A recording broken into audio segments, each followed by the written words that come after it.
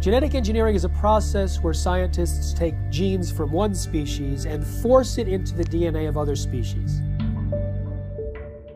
Every single independent study conducted on the impact of genetically modified food shows that it damages organs, it causes infertility, it causes immune system failure, it causes holes in the GI tract, it causes multiple organ system failure. The whole concept of genetically modified organisms is throwing a monkey wrench in the life on this planet. What if we could produce more yield on the same amount of land, squeeze more water from a single raindrop, conserve natural resources while caring for the environment? Monsanto is the company that told us that PCBs were safe. They told us that Agent Orange was safe. They told us that DDT was safe, and now they're in charge of telling us if their own genetically modified foods are safe. The reason why we have 170 million acres of genetically engineered corn and soybeans and cotton and canola oil and sugar beets in the United States is because it doesn't have to be labeled. The first genetically modified animal, a salmon, may soon be approved for human consumption. Both these fish are 18 months old, but the larger genetically engineered Aqua Advantage salmon grows twice as fast as the regular salmon. There has not been sufficient animal health testing, human health testing, or environmental impact testing of these new transgenic fish. Basically, they've taken agriculture and built an industrial model which doesn't fit nature. So instead of changing their agricultural model to accommodate what is natural, they're changing nature to accommodate the industrial model. If you have an organic corn crop that sits next to a genetically engineered corn field, and it happens to tassel at the same time, and it happens to be downwind, you're going to get your crop contaminated. The rest of the food supply is contaminated. Then the genie is out of the bottle, and it's maybe physically impossible to turn the situation around. In the genetic engineering revolution, these seeds are now patented property of one corporation called Monsanto. The pharmaceutical industry has no interest in having you well because they don't make any money if you're well. And the pharmaceutical industry is the biotech industry. Some people think that GMO really means God move over. We are heading downhill at a rapid rate of speed toward our own extinction. The use of GM in agriculture is a risk that is simply not worth taking.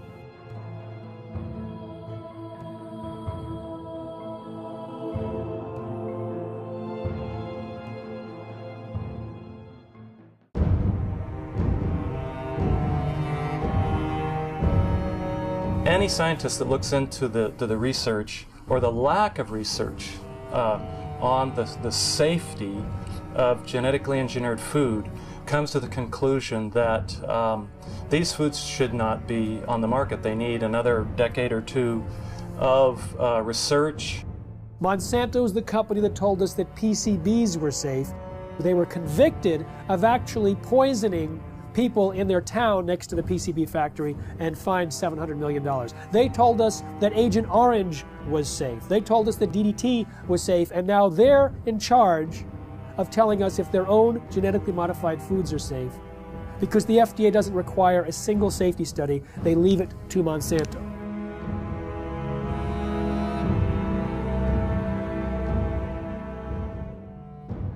I know Monsanto, as one of the officials of the organization said, we're here to make money. And that's not just Monsanto, that's a lot of food industries. Their job is to make money for the investor. Unfortunately, that becomes the highest priority thought in their minds. Make money, make money, make money. They're not actually making products to make health, they're making money. And so they tend to overlook the health consequences. I think that is a ridiculous sort of approach to the problem. There should be some responsibility being assumed by the producer that when they're producing food, they have a reasonably good assurance that it's a good quality product. That should be the highest priority thing. And then if they can make money with that, fine and dandy. But unfortunately, it's usually the other way around. People in this sort of business are looking for opportunities to make money first priority. And then in this case, maybe letting somebody else worry about the health consequences, maybe even the public. And I think we have it upside down. That is simply upside down.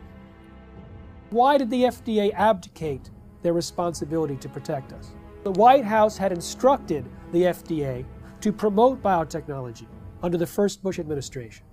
And so the FDA created a new position for Michael Taylor, Monsanto's former attorney. So Michael Taylor was in charge of policy at the FDA when this GMO policy was created, and then he became Monsanto's vice president, and under the Obama administration was put back in the FDA as the U.S. food safety czar.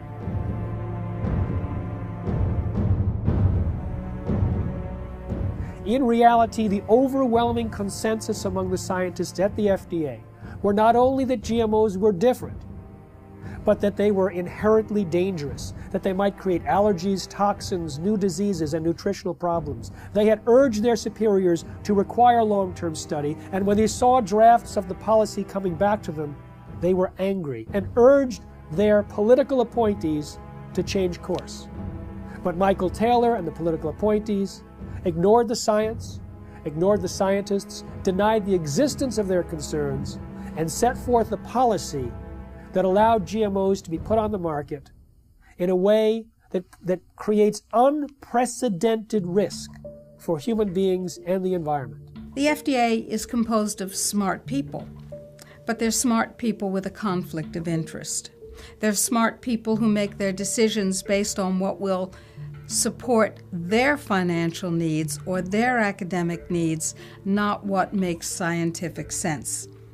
What you can do with GMOs is basically engineer food in ways that make it most profitable from the company's perspective. But from the company's perspective, whatever negative aspects of that might exist are simply irrelevant.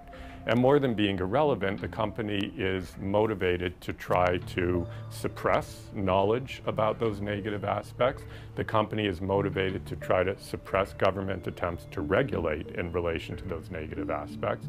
The company is motivated to try to infiltrate government and lobby government. I mean, when you look at the Clinton administration, Bush Sr., Bush Jr., and Obama, you look at various high-ranking positions in the administrations of all of those presidents, you find people who have worked for Monsanto. Most people don't realize that Monsanto has been around for about a century. They've acquired lots of resources, and they are very clever and sophisticated. They know how the game works. They understand lobbying. They understand bribery. They have been effective at essentially stacking the political structure, the federal regulatory agencies in their favor, to the point that it's almost physically impossible to pass any type of federal regulations or legislation, because the people who make those choices have been in the revolving door of Monsanto. They either previously worked for them or they're paid consultants for them. The governments now, wherever they are dependent on corporations. Who are these governments? Who are these companies? Corporations. Telling people what to do, what to eat, what to feed their children. We are people, we're the children of God. We have constitutions, we have our constitutional rights to eat and feed our families that nature produces. They say, no, we don't have that right. In fact, we're going to force that on you. It's the FDA and the USDA who helped lead the charge for these new food safety bills. There's nothing in those bills to protect you. It's there to protect the genetic engineering industry. And unfortunately, if we don't stop this, you won't see organic farmers. The laws in the bills currently are so strict, so arbitrary, that if you are a small organic farmer, you can't meet their requirements for safety. As a result, you'll go out of business. Not a single human being on earth gets up and says, boy, I can't wait to go to the supermarket and buy a GMO food. And why is that? That's because after 30 years and hundreds of billions of dollars of public and private investment, they haven't been able to come up with one thing in this food that actually helps the consumer. No better taste, no lower price, no more nutrition, nothing. Zip, Zero. Nada. 85% of all the genetically engineered crops in this country and around the world are designed so you can soak them with weed killers, toxic herbicides. And who are the big companies that do this? Come on, you know who they are. Monsanto, anybody, what? Who else? DuPont, Dow Chemical, Syngenta, Bayer. What kind of companies are these? Chemical companies. As the chemical seed package has spread, and now with genetically engineered seed that originally was free in India because it belonged to the farmers, or was low cost because it was released from the public sector universities that did seed breeding. In the genetic engineering revolution, these seeds are now patented property of one corporation called Monsanto. They take genetic material, either DNA or RNA, and insert it using very sophisticated techniques and create an artificial life form, a transgenic species that is impossible to reproduce in nature because the reproductive organs don't match. And as a result, once this form is created, here's the danger. It can cross-pollinate, it can contaminate the traditional crops. Percy Schmeiser was a farmer in Canada who was contaminated by Monsanto's genetically modified seed. Well, he realized he'd been contaminated because he used some of this herbicide to kill off weeds around utility poles on his property. When he saw some of the seed did not die from the application of glyphosate, he knew it must be genetically modified. Well, he didn't do anything to purge his property of that contaminated seed. It would actually take 3 years of taking your crops out of use before you could completely purge them of the genetically modified seed. He decided he didn't want to do that because that would be costly. So he saved his seed for planting the following year, and Monsanto said, well, you now knew that you had genetically modified seed. You saved it for planting a second year. That's infringement. They sued him for patent infringement. It went all the way up to the Canadian Supreme Court. And although they found that technically he did infringe their patent, they awarded Monsanto no damages. Both in Canada and the United States, hundreds of farmers have been totally bankrupt, lost their farms and so on through lawsuits by Monsanto. So there's a real fear. Now we call it the new fear, a fear culture amongst farmers, where a corporation now, through the rights of patents on a gene, have which is inserted into a seed to make it resistant to a chemical or whatever, is that they lose their rights to use their own seeds or plants. So it's total control eventually that farmers have to go back to a corporation like Monsanto each year to buy their seed because they're no longer allowed to use their own seeds. So as a victim, you basically have to pay for your lawsuit, your damages, and so on. So farmers become victims and they have done nothing wrong because they were contaminated by a neighbor, by whatever means, by pollen flow, by seeds blown in the wind, transportation, and so on. So it doesn't matter how it happens. If you are contaminated, it's over and it's over. It's inevitable that someone who does not want to use their seed will become contaminated. Even the United States National Organic Program standards acknowledge this when they say you won't lose your organic certification if you're contaminated up to a certain percentage, as long as you take efforts to try to avoid that contamination. Monsanto has said that it's the responsibility of an organic farmer to use large portions of their own property to set up buffer zones to try to decrease the likelihood that they'll be contaminated by their neighbors. But that's quite perverse when it's their seed that's the new entrant into the neighborhood. In the mid-90s, the UK government gave about $3 million to a scientist to figure out how to test for the safety of GMOs. That scientist was Dr. Arpad Pusztai, the world's leading expert in his field. He worked at the top nutritional research laboratory in the UK, one of the best in the world. He had about 20 or 30 researchers working with him in 3 different institutes, and his protocols that he was designing were supposed to be implemented into EU law as requirements for the safety assessments of any GMOs to be introduced into Europe. He took a potato that was genetically engineered to produce an insecticide and fed one group of rats the genetically engineered potato.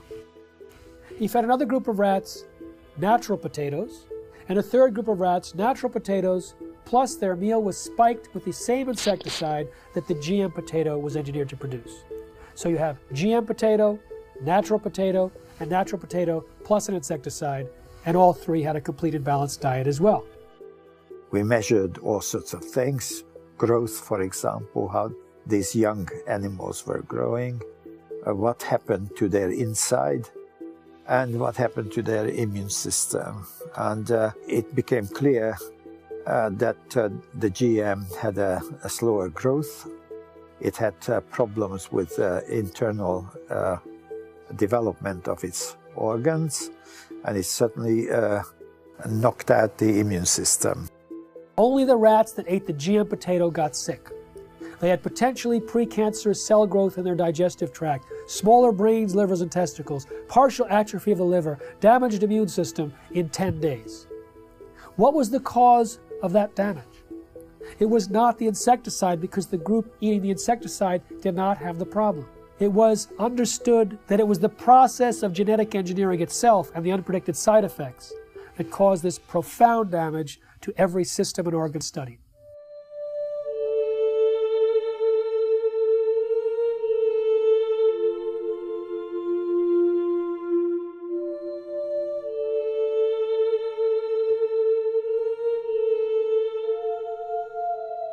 He shared his concerns about GMOs and was a hero for about 2 days at his prestigious institute.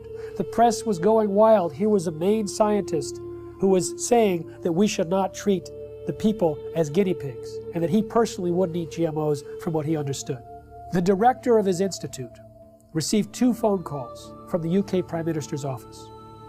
The next day, Dr. Arpad Pustai was fired from his job after 35 years, silenced with threats of a lawsuit. His team was disbanded. They never implemented the protocols. Instead, a campaign was launched to destroy his reputation in order to promote and protect the reputation of biotechnology. We do have all the methods available for testing the safety of GM crops. It will be unforgiven by humanity.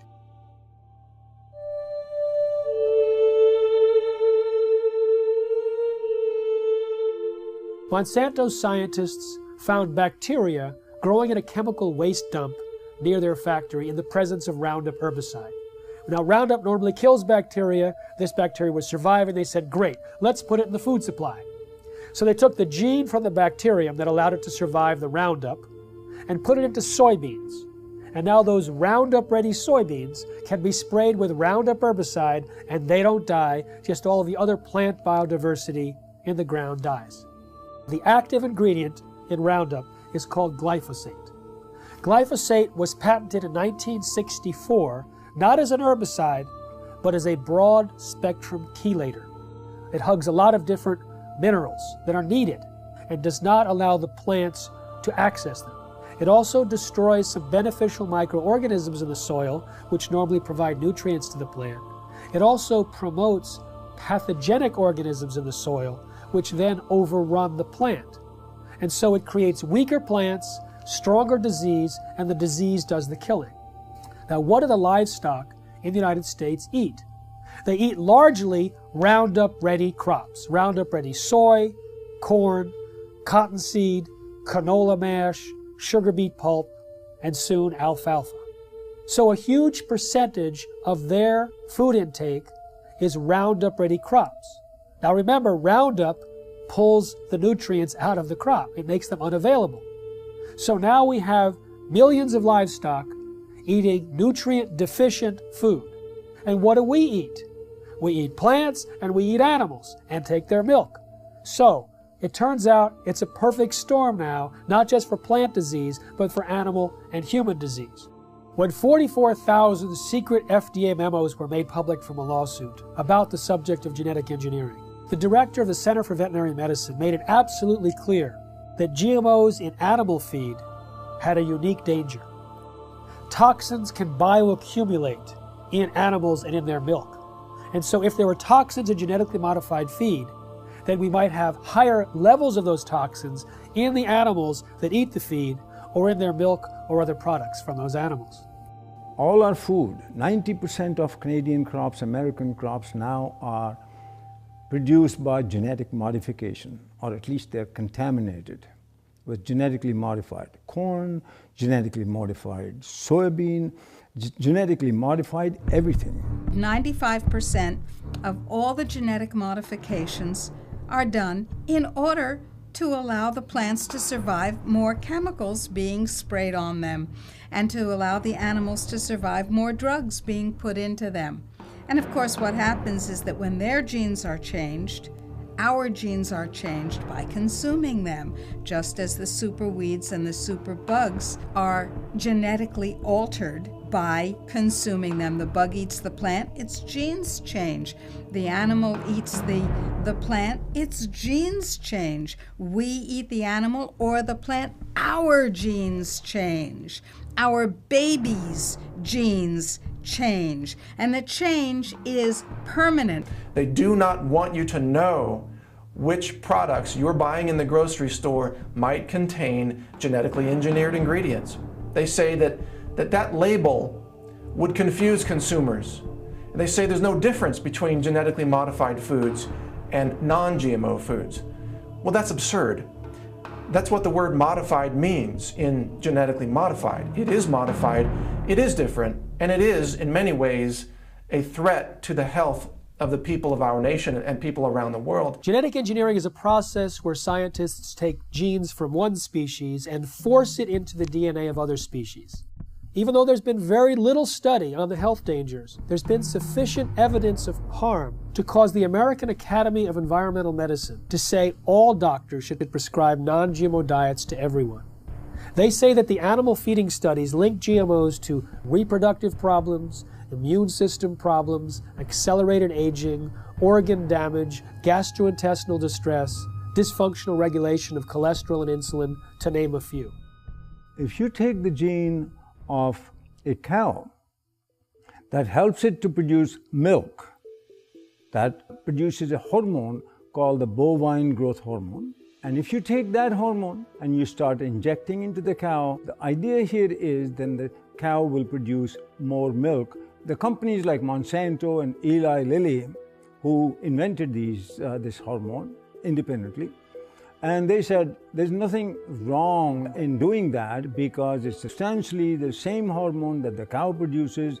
That is wrong. Because even if you take natural bovine growth hormone and you give injections of it to cows, then the cows will get sick. Just like if you took human insulin and you started to inject human insulin back to people, they will get insulin shock, they could die. But the cow receiving this hormone will actually be sick. It'll have pus in its milk because it's producing too much milk. The teat canal of the cows will get infected, will have to be treated with antibiotics. When the Canadians were evaluating bovine growth hormone, the senior scientists there testified before the Senate that Monsanto had offered them a bribe of $1 to $2 million to approve RBGH without further study. They say documents were stolen from a locked file cabinet in the government's office, that they were being pressured to approve the drug, which they thought was of questionable safety.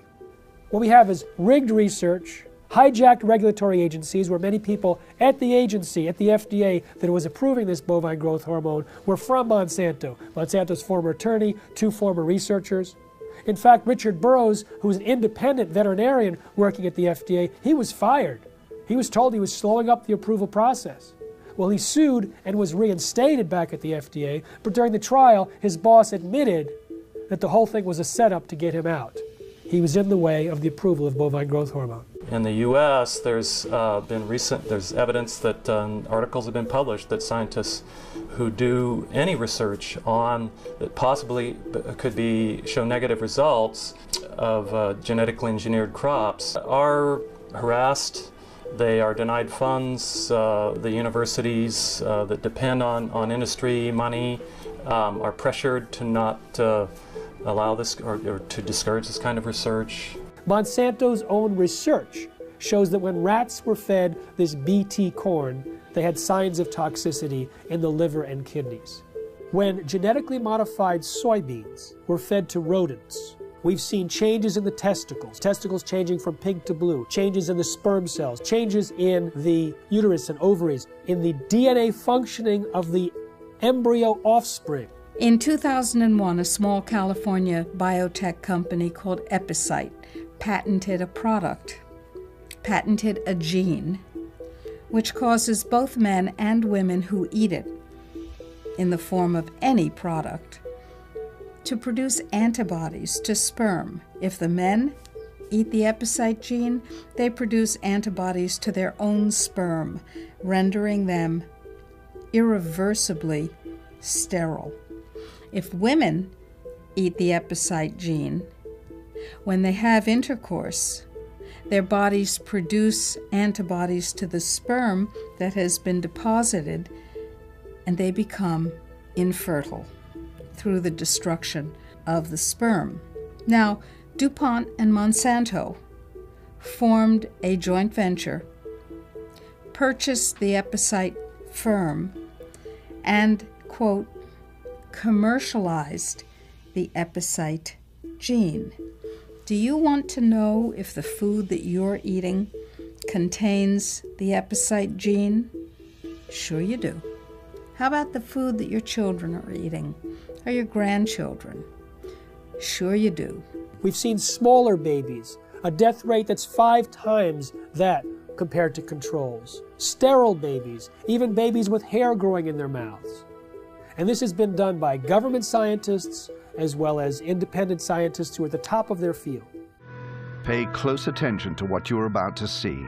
These rats have been fed with transgenic corn during their entire life cycle. The tumors they suffer from are enormous. The study that revealed the effect of the GMOs on the health of these rats has just been completed. It lasted for 2 years. We spent over a year trying to obtain transgenic corn because no GMO manufacturers were willing to provide them. This is because Monsanto requires contracts to be signed stipulating that the seeds must not be used for testing. We wanted our study to be independent. Every rat was dissected to identify the way each diet, GMO and Roundup on its own, had acted on the metabolism of each animal, focusing on the development rate of the tumors that only start to manifest themselves after the initial 3-month period. Each step up represents a large tumor, which can measure 17 millimeters by 17 millimeters. 94% of them take effect in the mammary glands, which would equate to breast cancer in a woman. We are faced with renal tumors for the males. Some males also suffer from mammary tumors. One could have thought that the main cause of death was coming from the pesticide added to the corn. But what the study highlighted, and this for the first time ever, is the fact that the transgenesis itself could have killed the rats. What this means is that just by interfering with the genome of the plant in order to modify it, we are faced with repercussions that no one could have anticipated. This is enough to make us reconsider all the scientific precepts that led to the creation of GMOs. We realized that GMOs without any Roundup residue were responsible for an increase in the death rate of females and of some males. This is the GMO that is being eaten by the Americans, but also the GMO that has been approved for importation by European agencies, and that contaminates our food. When they allow animals to graze on the cotton plants after harvest in India, for years and years there was no problem. When they introduced this Bt toxin-producing cotton, thousands of sheep died, buffalo died, goats died. I've interviewed the people myself, seen pictures of their dead animals. These animals were successfully grazing on non-Bt cotton plants for years. In one case, 13 buffalo grazed on Bt cotton plants for a single day, and within 3 days they were all dead. Unfortunately, there's not sufficient follow-up. One small non-governmental organization pleaded with the government in India, please do some research on these animals. The government refused. They pleaded with universities offering to pay for the research themselves. They refused. So this small NGO did their own research. They put 3 sheep in one field with Bt cotton Bollgard 1, 3 with Bollgard 2, and 3 with non-GM cotton. Within a month, all 6 sheep eating the Bt cotton plants died. But 3 eating the non-Bt cotton plants had no symptoms. But their research was dismissed because it wasn't a government agency or a university. So we have a situation where the evidence is there, but it's not being paid attention to because it's being drowned out by the big bucks and the biotech industry with their tobacco-type science and their distortion and denial of the facts. Unfortunately, Monsanto's lobbying power and their financial weight, they are able to use corrupted corporate science, something that I call cigarette science, to get these products slipped into our food stream. The only human feeding study ever published on GMOs showed that the gene that was inserted into the soybean transferred into the DNA of the bacteria living inside our intestines and continued to produce that protein. So if it happens to be an allergen and you're allergic to it, you may be continuously triggered over and over again by the production of that allergen from within inside your own intestines. When we look at the quality of the nutrients in our soil, we see that that has become actually a victim of industrial agriculture, which destroys the microorganisms in the soil and then puts in a few nutrients as if that were enough to provide a healthy diet. It turns out that the current industrial agricultural model was based on surplus military products after World War II. They had extra bomb-making material that worked as fertilizer, so they created the synthetic fertilizer industry. They had excess nerve gas that they could use as insecticides, so they created an insecticidal industry. And by steering the farmers and the land-grant universities and all the population towards these high-input, corporate-driven agricultural models, we actually stripped away some of the health and some of the nutrients that were vital and are vital to the health of the people and of the livestock. The plant's ability to absorb nutrients out of the soil is restricted with GMO seeds and plants. And that's why the nutritional value is going down. And that has become a very big concern. And there's a very big concern that many of our foods that we eat, nutritional value contents have to be rechecked because it has changed. It alters the structure of a plant when you put a GMO gene into a plant. So you no longer have the same type of plant and you've changed the makeup. Monsanto is the only company I know of that doesn't want you to know you're buying something that has their technology inside it. You know, cell phones, computers, automobiles, everything else we purchase, clothing, is branded because everyone wants to know, they want consumers to know that their product is inside whatever you're purchasing. But Monsanto wants that to be a secret. If you go and purchase any of their bags of seed and you look at the back, there's a big, huge box with a big stop sign. And when I first saw this, I thought that meant stop, this seed is dangerous. Don't swallow it, wash your hands after you've touched it. You know, all those health warnings are lower down the bag in smaller font. If you look in the box where the stop sign is, it actually says stop. These seeds are protected by the following patents. Your use of these seeds must be in compliance with the license agreement. You may not save the seeds for replanting, blah, blah, blah, blah, blah. So they object to labeling of food that consumers buy, but they have no problem with labeling their own product with all of their patent numbers. So there's some things that they want the public to know and other things that they don't. Traditionally, the proponents of genetic engineering have stated that there's relatively no risk or essentially no difference between genetically engineered plants and products and conventionally raised products. Well, new studies dispute this quite widely. There was a study done last year in the Journal of Reproductive Toxicology that showed that over 93% of genetically engineered toxins were found in the blood of pregnant women and 80% in the fetuses.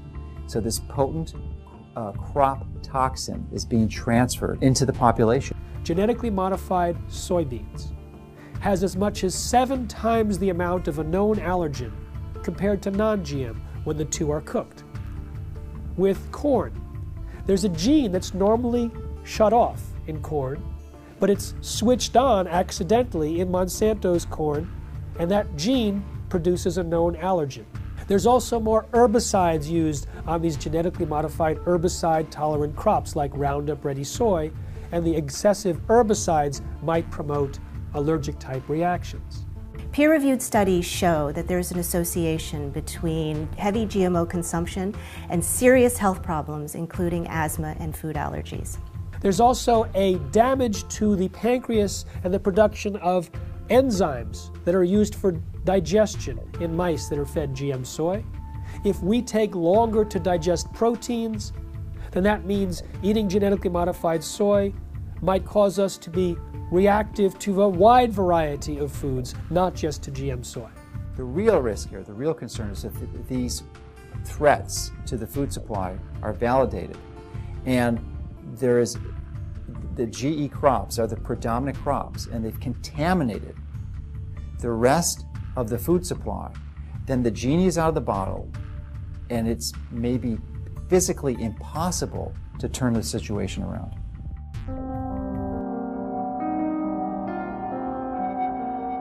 There has been no long-term research on the concept or consequences of what this genetic modification does, not just to us, but to the environment.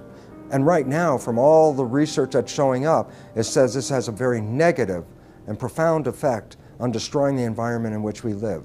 So therefore, I find it senseless that the government would support and condone genetically modified foods without even having the basic research to understand the liabilities involved in creating these monster organisms and putting them into our world. The conversation in Europe and in countries in South America and in Asia is much more sophisticated in terms of its understanding of science, the importance of independent peer-reviewed science that isn't contaminated or corrupted by corporate influence.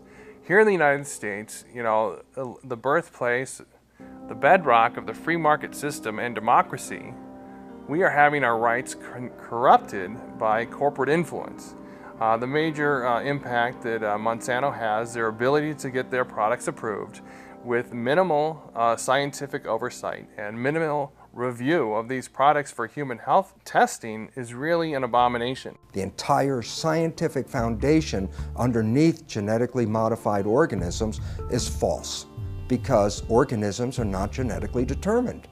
And when we understand that, we recognize that the only way to create crops that will benefit humanity is to understand nature herself and learn to live in harmony with it. And this is a completely different approach than humans have had for the last couple hundred years, where we always thought, oh, humans' job was to control and dominate nature. In that process, we are now leading the world into the 6th mass extinction of life on this planet.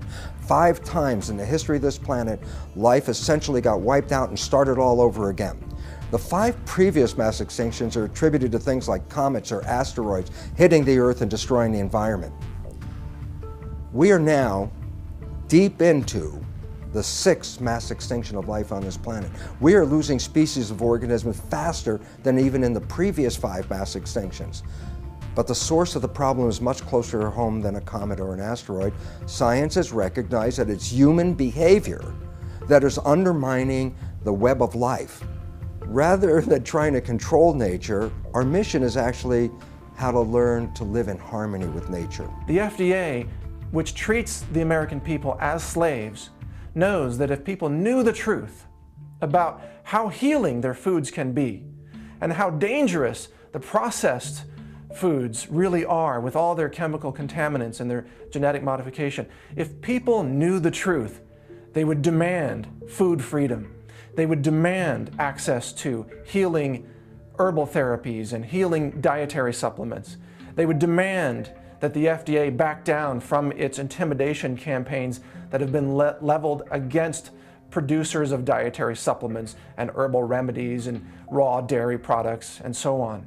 The people would demand that if they knew, and that is why they are kept ignorant under this campaign of disinformation currently being waged by the FDA. I've been vigorous in my opposition of these strategies that these large corporations use to use their influence for their benefit.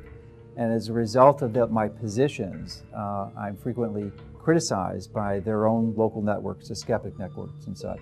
And they're also their ability, because they are so politically connected, to use the federal regulatory agencies to come after me personally, to file claims against, or statements against my company, and also to criticize me such that it can be viewed in most of the traditional media to skew the information, the truth of what we're saying. They twist the tables. It looks like we're the bad guys when actually nothing could be further from the truth. We're just seeking to help people understand what the true reality here is, and give them the tools to make that distinction and give them the right to know. In the early 2000s, Monsanto and the biotech industry vilified a scientist for his linking of BT corn to a decrease in monarch populations. 2 years ago, another research paper came out confirming that yes, Monsanto's BT corn and their BT cotton products were actually reducing the habitat of monarch butterflies. Monarch butterflies are the canary in the coal mine on the prairies in the Midwest. Of the major impacts, the negative environmental impacts that these products are having. The large-scale cultivation of GMO crops can harm biodiversity in a number of different ways. One is that in the case where the crop is engineered to be tolerant to a herbicide, such as Roundup or glufosinate, then the application of high doses of these weed killers destroys the weeds upon which other organisms normally would be consuming. So the insect population is reduced, and then there isn't the insect population upon which the birds are also consuming. So there could be a knock-on effect on the biodiversity within the fields where herbicide-tolerant crops are being grown. And indeed, large-scale field trials sponsored by the UK government several years ago now did indeed find that in fields that were growing herbicide-tolerant sugar beet and canola, that the biodiversity in these fields was markedly reduced. There's a lot of information now on bee colony collapse, and it's now linked to certain of the chemicals that are sold by certain of the major companies. So there's a lot of concern now about the bees dying, because now we'll lose a major insect that pollinates our plants, and so that also has become a big concern. But it's all related. It all goes back to the massive increase of new types of more powerful chemicals, more toxic chemicals than we ever had before. And that's why we have many of our beneficial insects are being killed by these new types of chemicals. GM carries novel health and environmental risks, which we are now beginning to measure, both in terms of environmental impact and also outcomes in feeding trials, controlled feeding trials in animals. Then I feel that the use of GM in agriculture is a risk that is simply not worth taking. GM doesn't address root causes of problems in agriculture. At best, it is a symptomatic cover-up. No genetically modified crop can grow unless it's attached to some kind of a pesticide. Those pesticides, more and more, are in these plants. They may have killed the weeds, they may have killed the insects, but the product is still on the plants, and if it's washed off, then it's in the water, it gets into the lakes, it gets into the oceans, it's everywhere. And it's toxic, it causes cancer, it also causes endocrine disruption. That's a technical term for change of hormones. They don't even want to label that this is genetically modified. The milk is genetically modified, or the crop is genetically modified. They say, if we label that, we won't be able to sell it because people won't buy it. Of course, people won't buy it because people don't want it. We have thousands of different varieties of any given food crop you can mention. And by simply dipping in to this already existing reservoir of varieties of crops, resurrecting old crop varieties which have been displaced, could readily meet our food needs without having to resort to the risky procedures associated with GM. What is an herbicide-resistant crop It's a crop that you can spray the hell out of it with a toxic chemical and it won't die. It kills everything except that particular crop. And so you have the ability not only to sell the seeds to the farmer, you're going to sell them the companion pesticide.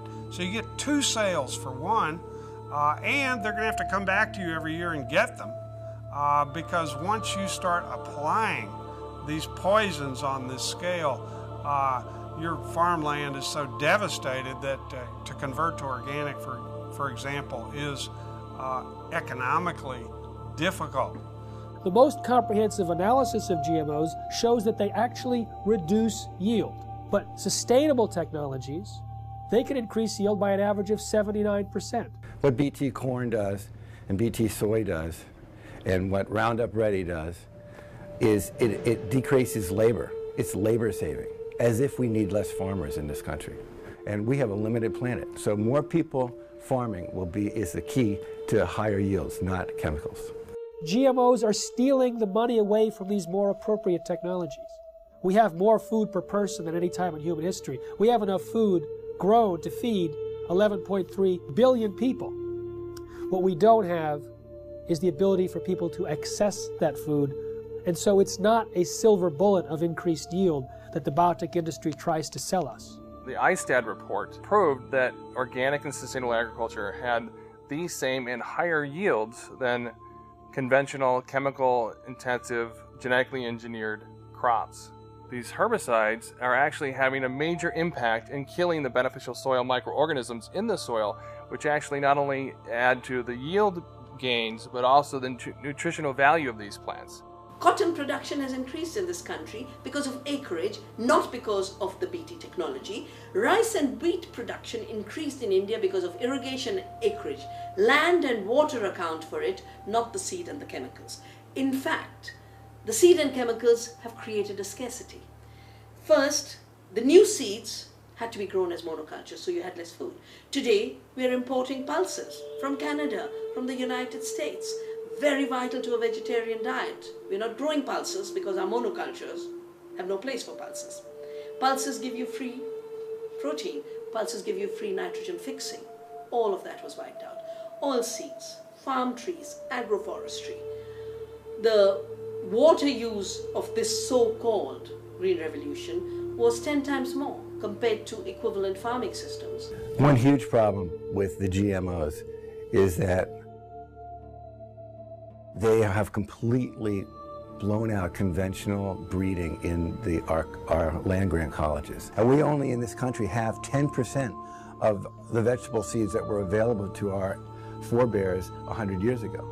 Our seed stock is going down the toilet, and we can't even use our land-grant colleges to breed in a standard way because there's no money for it. And that is a huge, huge, huge threat to the future of agriculture, to lose the skill of breeding standard, which is in fact what all that food you see on your grocery shelves, all those vegetables came from thousands of years of farmers sharing their seeds.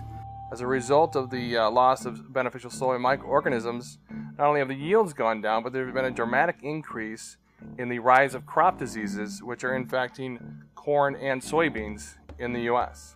We're sacrificing, our soil just because it's an easier way to farm, and trying to convince ourselves it's more economical, but it's not.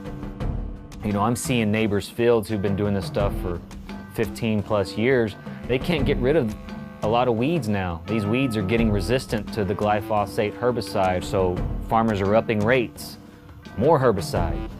But then all of a sudden that's not doing it anymore, so you have to switch herbicides. So now the soil is just more and more and more full of poison. So there's going to be more sickness in that field. It's going to be more susceptible to diseases, insects. We won't make it through drought periods as long. The same crops side by side, right across from each other. The natural plants are going to make more over time. And you have a soil that you continue to poison, nature's going to win. In 2006, Cornell University released a study on soil degradation that stated by the year 2050 that 30% of the land that's already cultivated will be unfarmable. Now, the thing about Roundup and glyphosate is that it stays in the soil for months or years.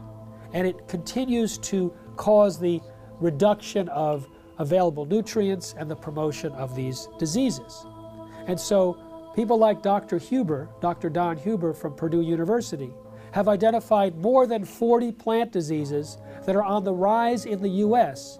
because of the overuse of Roundup and other glyphosate-based herbicides.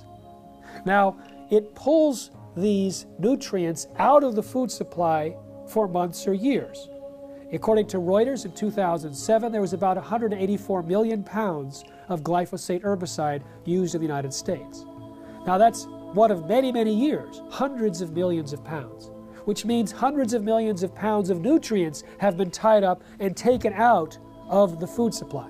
When we have a company like Monsanto that says, I don't care what nature says, I'll create the crops that I want, and we look at what happens, we see another step, another process in our own demise. This is a very powerful enemy, a classic David versus Goliath challenge. And there's the only way we have any approach, any possibility of ever winning this thing is if we work together as a cohesive group.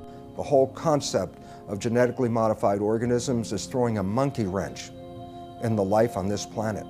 And until we change that, we are heading downhill at a rapid rate of speed toward our own extinction.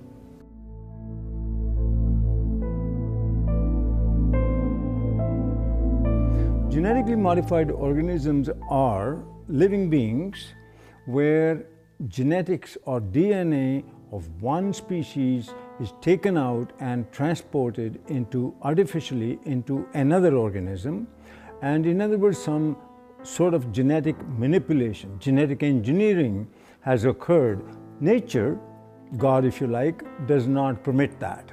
You cannot take the gene of a bacteria and put it into a pig or a people or anything like that, or vice versa.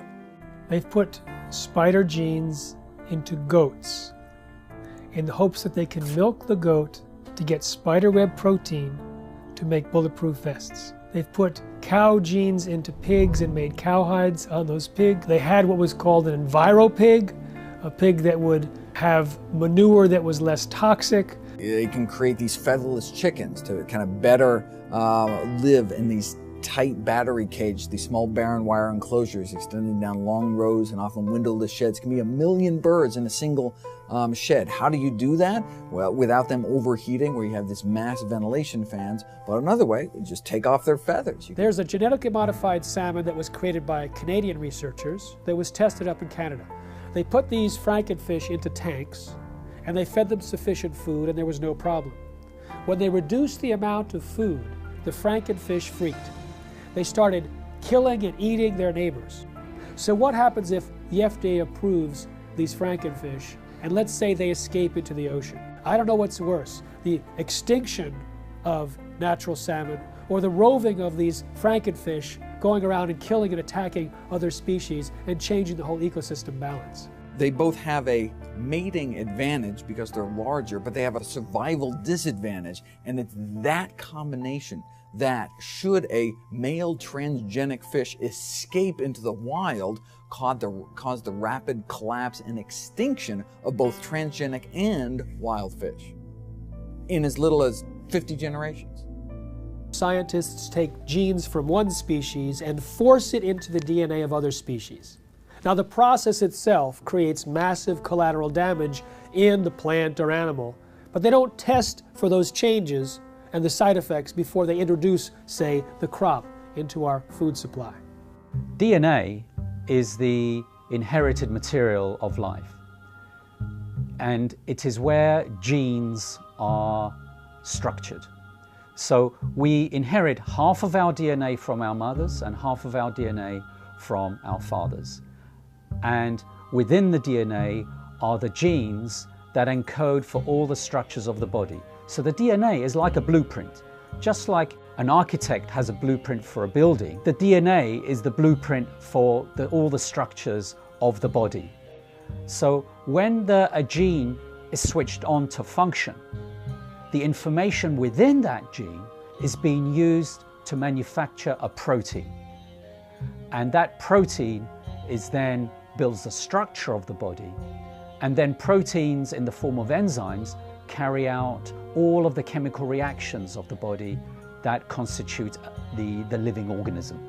When the GM gene is introduced into the plant, the genetic engineer has no control over where the GM gene integrates or splices into the DNA of the plant. And the effect of this is that the GM transformation process as a whole actually is very disruptive on the DNA structure and function of the organism.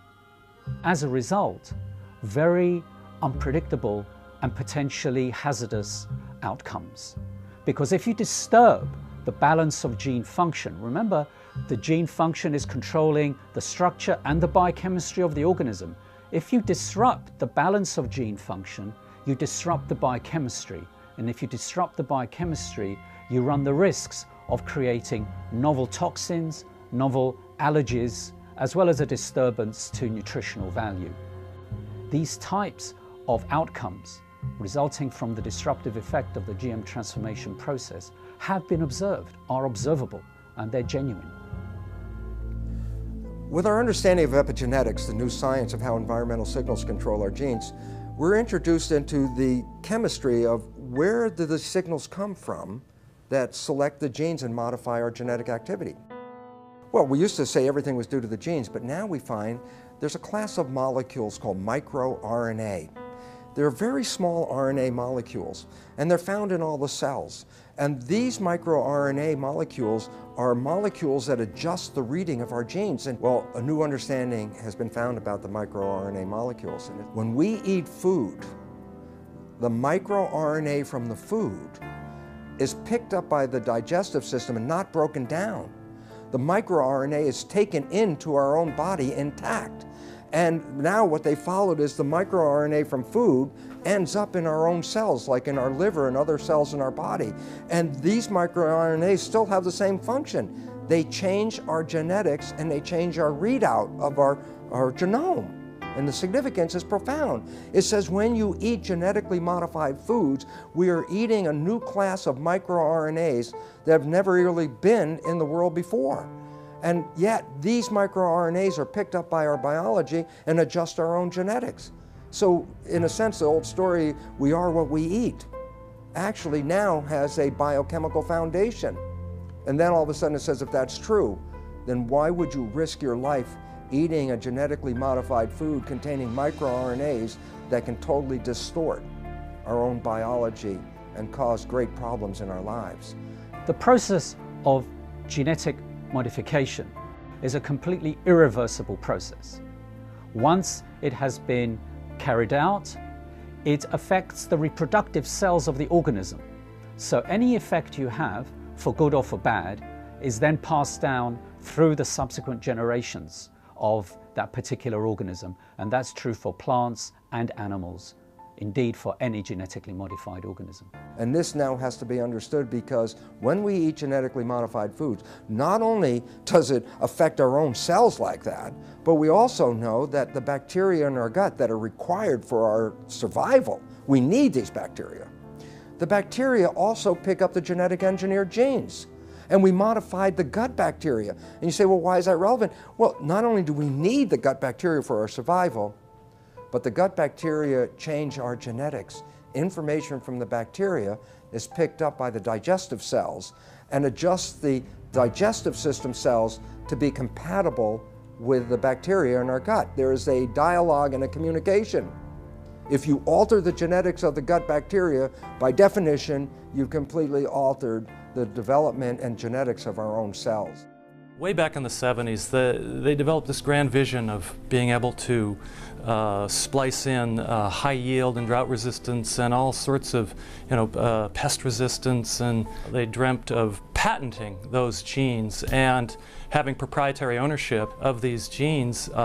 And during the 80s, that indeed came about from a number of court decisions. They believed they could make billions of dollars from these proprietary gene transfers into to make food do certain things or crops do certain things. When the evidence came out that there were fundamental flaws in the genetics, they just did not want to know. They didn't want to do the research into these issues of food safety. and they went ahead with their development, yet they weren't doing the basic research.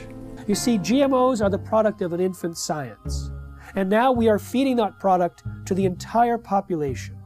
And it's known to create unpredicted side effects, and no one is testing to see if the rise in all these diseases since GMOs were introduced in the mid-90s is caused or promoted by these GMOs. If Monsanto's patent on a gene, if that patented gene gets into any, and I'll use the term, higher life form. So what does that mean? Birds, bees, animals, and the question I have to ask, what about human life? If Monsanto's patent gene gets into you, gets into me, does that say they own me? Do they own you? These are all questions that are that the courts and our governments will have to address. How far does the patents on genes on life go? There have been over 140 lawsuits filed by Monsanto against farmers, including against those farmers who wanted nothing to do with Monsanto's genetically modified seed. When you ask Monsanto whether genetically modified seed is natural, they have two answers, yes and no. And it depends on which side of Washington, D.C. they're talking. If they're at the FDA or the USDA, they say genetically modified seed is absolutely no different than natural food. It doesn't need to be tested, doesn't need to be labeled. The public doesn't need to know if their food's been genetically modified because it's no different. Then when they're on the other side of Washington, D.C. at the patent office, and the patent office is saying, well, you don't deserve a patent because your seed is no different than natural food.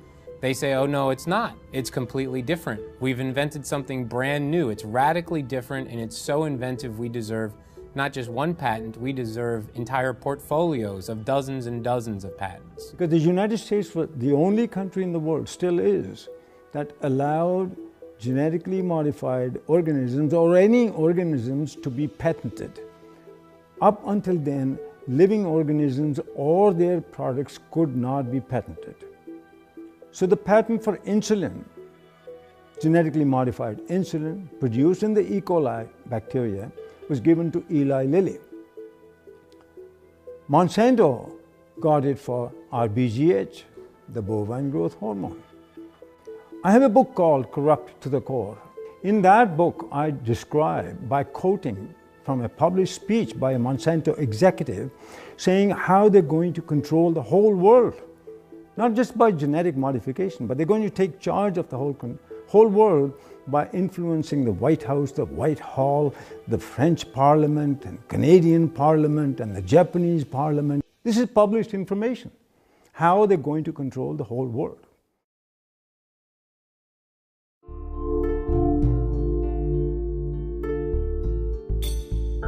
American people are beginning to become more aware and wake up to the fact that their government has been corrupted by corporations and the food that they're feeding themselves has possibly serious human health risks. In the European Union, where labeling is required, there's almost no genetically engineered food on store shelves, in restaurants. There's almost none of it planted. Today, more than 50 countries around the world allow labeling of genetically engineered foods.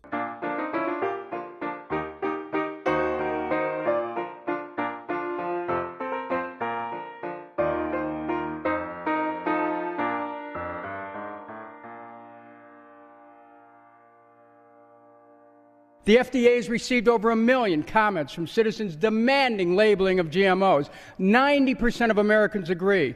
So why no labeling? I'll give you one reason. The influence and the corruption of the political process by Monsanto. If you have an organic corn crop that sits next to a genetically engineered corn field, and it happens to tassel at the same time, and it happens to be downwind, you're going to get your crop contaminated. In fact, even the seed stocks are becoming contaminated. I should have the right to be a conventional farmer. You should have the right to be an organic farmer if you're right. But if we have GMO farmers, you no longer, remember this, you no longer can have an organic farmer, you can no longer be a conventional farmer. You'll become a GMO farmer whether you like it or not. An expert in air pollution calculated how far corn pollen could travel in 24 hours, which is the maximum time that it can remain viable to cross-pollinate. It could travel under certain weather conditions over 500 miles. They want the public to sit down and not think about what happened before this piece of meat got on my plate. What happened before this glass of milk sat on the table? We have an ethical responsibility, I believe, not just to other humans and to the future generations. We have an ethical responsibility to all living creatures. We have increasing numbers of retarded and autistic and genetically damaged people among us. We have increasing numbers of lethal allergies and potentially lethal allergies that coincide with the introduction of genetically modified food. We have increasing amounts of autoimmune problems. We have increasing amounts of pretty much everything. The pharmaceutical industry has no interest in having you well because they don't make any money if you're well. And the pharmaceutical industry is the biotech industry, and it is the agrochemical industry. Thousands of doctors are now prescribing non-GMO diets to every patient. In fact, the American Academy of Environmental Medicine urges all doctors to do so. They evaluated the animal feeding studies and said that there's a causal relationship between GM feed and disorders, and they urged the government to put a moratorium in place on GMOs, and of course they're for labeling. My God, we are the sickest of the major countries in the world, and we're also becoming the dumbest of the major countries in the world. And the significance about that is, what a coincidence. This is the motivation of a government, and this is exactly where we are. A country like the United States has 20% of its GDP spent on healthcare costs, on trying to cure chronic disease. We're giving vaccines in children. We're giving all these other drugs, bad food, pesticides, hormones, everything getting into the system in animals and people. This is going to drive countries bankrupt. We're talking about people whose lives are either terminated through preventable diseases which were not prevented through the toxification of their bodies by toxic food. Total population of the world is about 7 billion now. They're saying by 2050, the population will grow to approximately 9 billion. And these companies and the governments all over the world are saying the amount of food in the world will have to be increased to twice the amount. The biotech industry is promising to feed the world with crops that will have higher yields, even though it's not the amount of food right now that's the critical issue, it's access to the food. And access to the food is largely an economic issue. There's no shortage of food. This is purely due to corruption, because corrupt people in power, won't let poor people have their share. Now, since GMOs were introduced, there has been a dramatic increase in infertility in the United States. But there's significant evidence both in laboratory animal feeding studies as well as livestock experience to point a finger at Roundup-ready crops as a potential cause. The newest information of a study just published a week ago shows that these toxins in the food have actually been associated with an increased intensity of obesity, and this is found in salmon and rats. And there are other suggestions that they produce long-term imbalances in fertility rates, in hormonal levels, and immune function, and the ability to digest foods. Big agricultural and chemical companies don't want to label GMOs. What these corporations say is that labeling GMOs will increase our food bills. What I say is if they're so concerned about our bills, then they need to focus on a bigger price tag, and that's our healthcare costs. And we're not just talking about the cost of medications here. How about the cost of missed work and lost productivity when parents have to rush their child to the emergency room or to a doctor's office? And for the children, how about the missed school and summer camp? We're talking about the emotional and societal cost played out over and over again, hundreds of thousands and millions of times over. So these companies that are promising us to have abundant food, bring prosperity, they're lying, and the governments are with them? I think if you really want to know the true story about what corporations are doing in our society, about the various harms and dangers that they present, you can't rely on mainstream media. You have to go deeper and you have to go further. That's going to be a very important piece in us moving forward. The fact that we do have those sources of investigation that are not beholden to corporations or corporate media, and that we do have a mechanism in the internet for disseminating them broadly.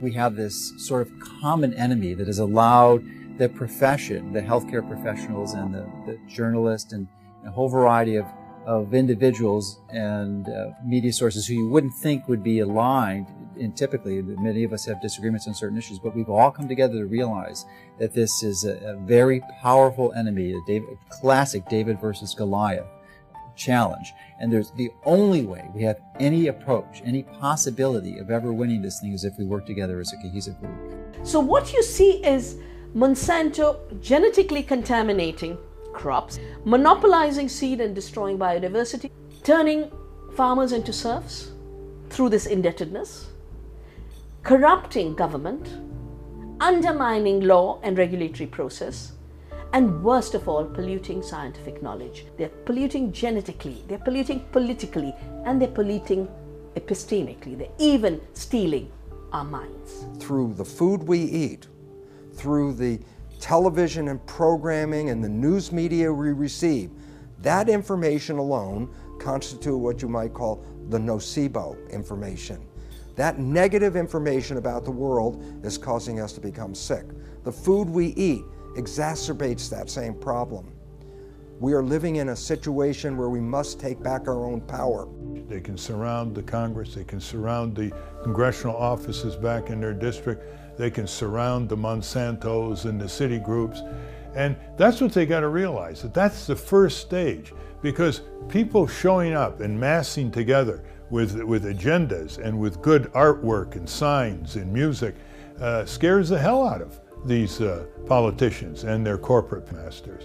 Let's use the power of government to support what we want, which is to have choices. Stand up that you should have the right, a human right to grow the foods and crops that you want. Americans have a right to know if their food is genetically engineered.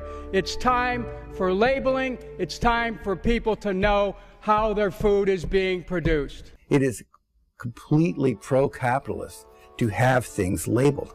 That's where you know what you're getting.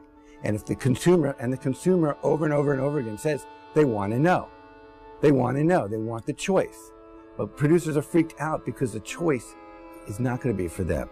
We have to start now and not let more contamination exist and more danger to human health and the environment to the massive use of chemicals. So by stopping GMOs and eradicating GMOs, you'd also then stop less chemical use and more danger to the environment. And all of us are very concerned about human health and the environment.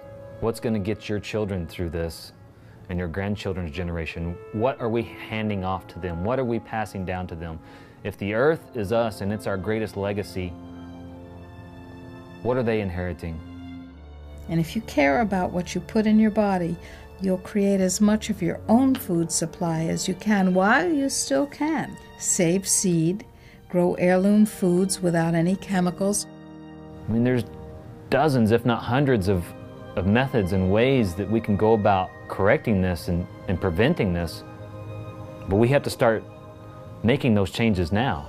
It's very important to be an organic farmer for the future of our children and our grandchildren and even ourselves in the food that we eat. Don't give up your rights, our human rights to this.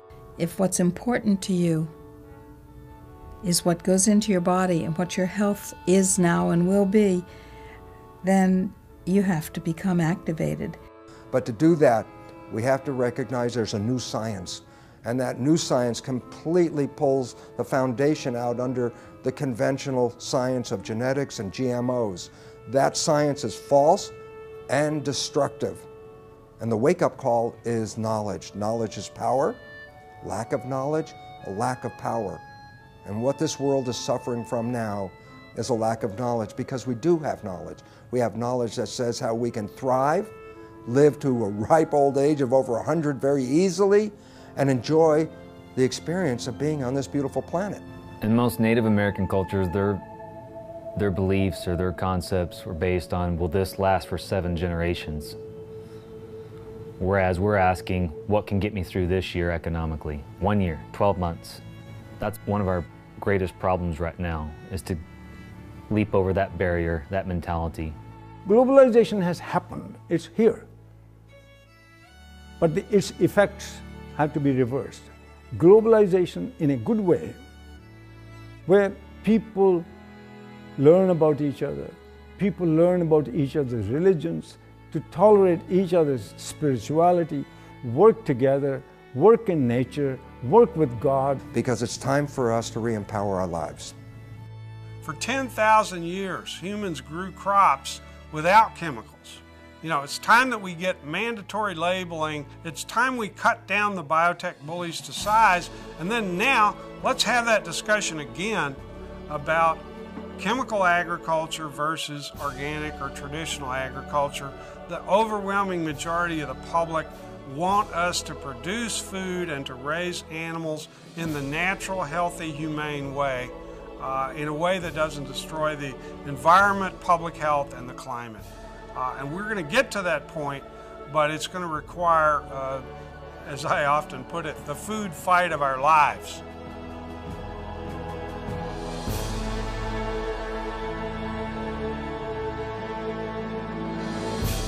I'm looking at the food that's in the grocery store. They say it's safe, everybody eat more. On second thought, I don't really know if it's made with those GMOs. So I'm looking for the non-GMO label. Before I bring it home, I'll put it on the table. I wanna know if it's verified, so I don't harm myself with genetically modified. They don't want you to know. Poison they grow. Profits they show. On those GMOs. Seeds that they sow. Gonna hurt us, we know. Told them to go. Say GMO, no. Hey, look. I don't want to eat poison. I don't want gene mutations at my dinner reservations. It's a food abomination. What they're doing to this fast food nation. They take artificial gene combinations, inject them in seed variations so they can grow their frankenfood imitations while the side effects cause medical patients. Keep the profits alive while they're spraying all the food with name brand herbicides. And all the while they're spreading their lies. Monsanto destroy our farmers' lives. And the FDA just keeps it all going, saying it's safe even though they all know it's just poison, stealing away your life. And that's what you eat, genetically modified. They don't want you to know. Poison they grow. Profits they show. GMO, no. Seeds that they sow. Gonna hurt us, we know. Told them to go. Say GMO, no. FDA scientists said that GMOs might create allergies, toxins, new diseases, and nutritional problems. Allergies, toxins, toxins. And they said, no testing necessary. No testing necessary. GMO safety, that's a corporate myth. If you don't believe me, listen to Jeffrey Smith. He's the man with the plan, gonna do what he can to help us all get those GMOs banned. But we need you to lend a hand, take a stand against this food scam. It's a mission for the health condition worldwide, cause we don't wanna live genetically modified. No testing necessary. No insecticide. Living inside of us. No testing necessary.